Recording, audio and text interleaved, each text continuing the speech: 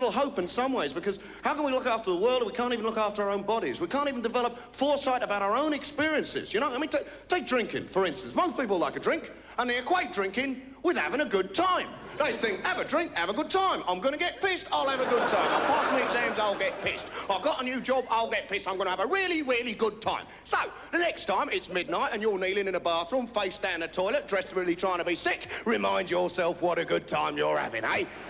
Oh, this is marvellous, This only cost me £15. Desperately trying to connect your fingers with that little flap of flesh that hangs at the back of your neck. That's God's sick trigger, that is. It's a marvellous bit of the anatomy, fantastic. You touch it, wallop, there you go. It serves no other policy, it has got no other point, it is a sick trigger. Wonderful thing. But why has it got to be out of reach? It could be on the end of your nose, couldn't it? Be all right, wouldn't it? No messing around, 15 pints of lager, click, wallop, I'm off to bed, fair enough. Instead, it's half an hour probing with a teaspoon. What's that about?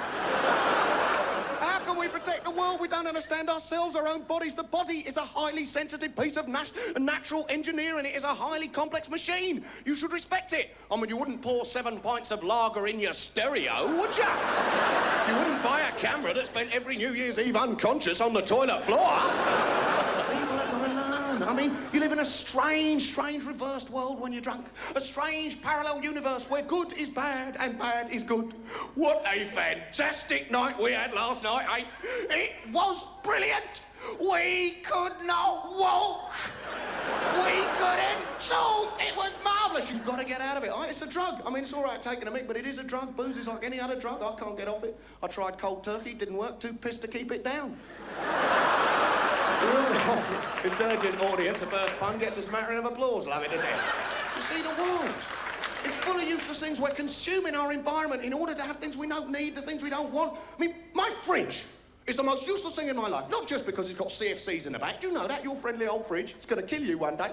When you trash it, all the CFCs float up into the environment. Well, you get skin cancer. That's nice. Your little fridge with the rubber carrot stuck on for the kiddies, that's going to kill you. My fridge is entirely useless.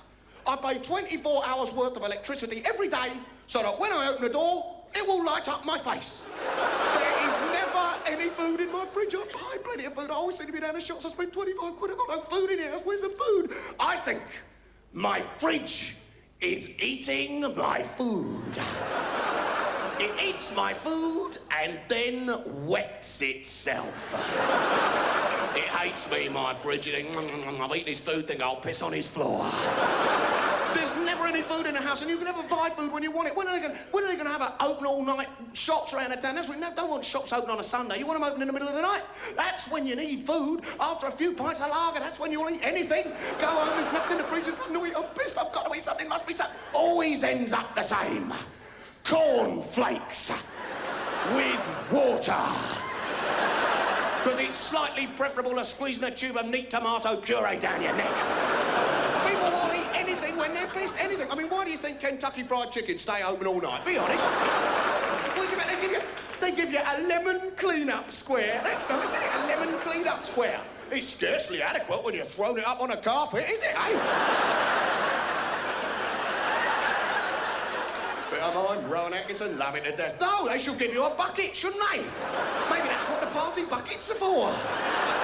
Eat the chicken, throw up in a bucket. Very convenient. Fast food. The world, we've been conquered. We've given up our culture, ladies and gentlemen. Across the world, cultures and civilizations, languages that have stood for myriad civilization, they've been destroyed in a decade. Napoleon could not hold Moscow. Ronald McDonald just danced in. Richard the Lionheart was stopped at the gates of Jerusalem. Ronald McDonald, no problem, in he goes. Fast food, it's got to get faster. Nobody's got any work, no one's got anything to do. The one last pleasure is eating. Make it fast, make it fast. Get them out of the restaurant, have them lovely plastic shiny seats shaped like ski slopes. Burp once, wallop, you're under the table. Fast food, I don't know why they don't just flush you straight down the toilet. Cut out the middleman, eh? That'd speed things up, wouldn't it? You go in your local Big Mac Whopper McDog burger. Flush us a couple of Big Mac and fries down the toilet, will you, John? Make it quick, I've got a bus to catch. He says, sorry, sir, no can do. The YouTube's blocked up with diced gherkin. What have they put that gherkin in? Everyone lifts the lid off, takes it out and puts it on the table, some other bastard puts her elbow in it. The YouTube's blocked, he says, we're only serving liquids. Have you seen fast food versions of liquids?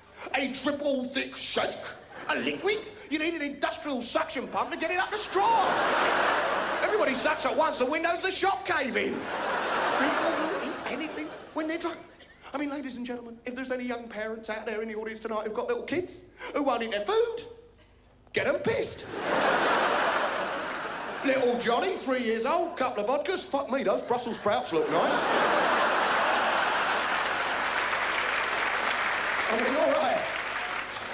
So many useless things in the world. My fridge, I'm talking about those telephones. I remember in the old days, before they sold off telecom, it was marvellous. Them telephones you used to look for, didn't you? That big telephone-shaped lump of plastic.